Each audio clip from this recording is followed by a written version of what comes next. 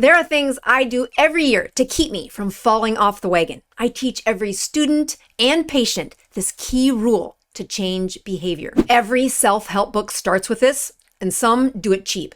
But I have learned this is the key and critical step to real change. It is, what is your why? Why are you doing this? What is the real motivation that wants you to be a different version of you? Most people struggle with finding a strong enough why, and they fall off the wagon. Even if you've done this exercise in the past, I challenge you to look closely at your why and ask yourself, do you need to rethink this and dig deeper? I had to do this too, because of a big, painful change in my life. I had to rethink my why in order to stay the course. I make students and patients go through this as a requirement. We do not allow wishy-washy whys.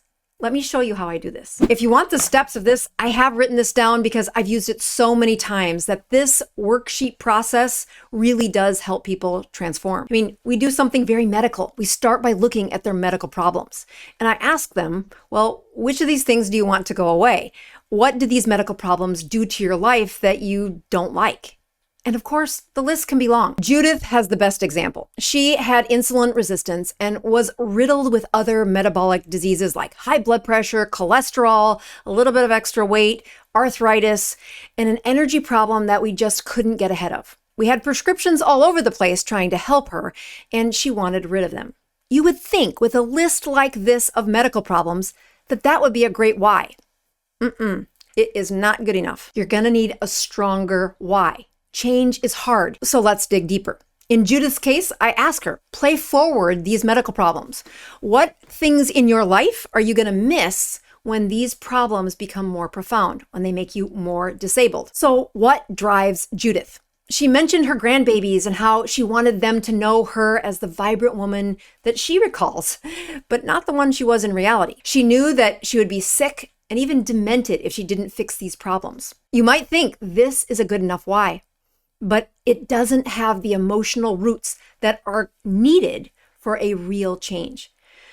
So I ask her to reach for the peak emotions in life, and I use this exercise to help them. I look for the best day of life and the worst day of life.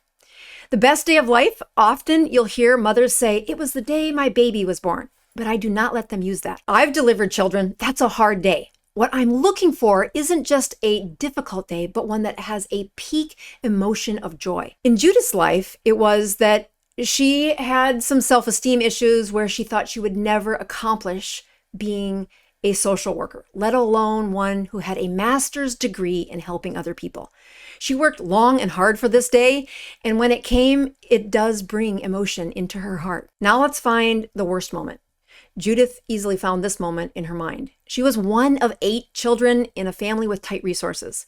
And there were times where she was hungry for attention and couldn't find it. So she filled that void of love and attention with a comfort called calories or food. There are times she can recall being so lonely and filling it with food that it became her full identity. This neglect is what rooted her food addiction.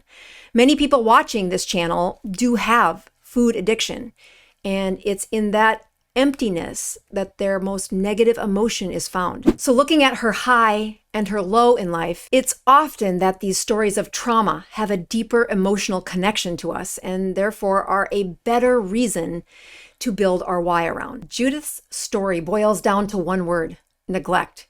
And you can feel the pain weave through her story as she tells it. I often ask patients to sit with this decision of their why for a day or so. We want those emotions to connect to behavior, and it has to be genuine. That has to be real. And once we've linked that emotion to the behavior, it's much easier for them to start to adapt and adjust to not use that vice in those times of related emotions. It's this story of trauma where Judith instinctively runs away when she suffers from these hurtful emotions like embarrassment, loss, or loneliness. This is when she falls off the wagon. The opposite of that is love, support, care. It's not an accident that she became a social worker, where caring for other people is where she finds extreme joy.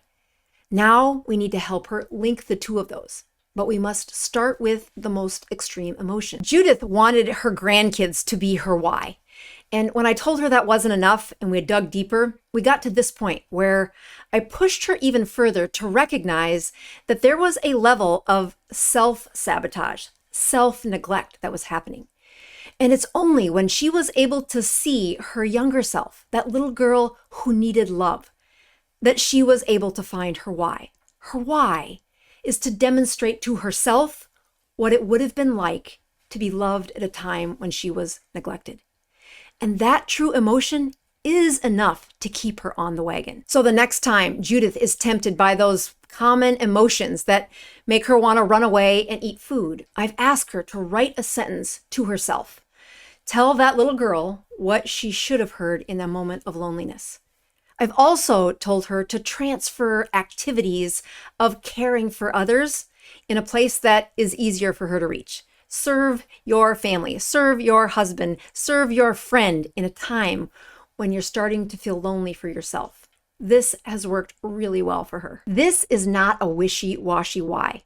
Most people do not get vulnerable enough to unpack this, but when they do, they have the power to transcend these moments. Some need a therapist to get through this. Do not be afraid of that. It is worth it. I am not about to cry right now, but if you want to see a really deep emotional why, my why, click here.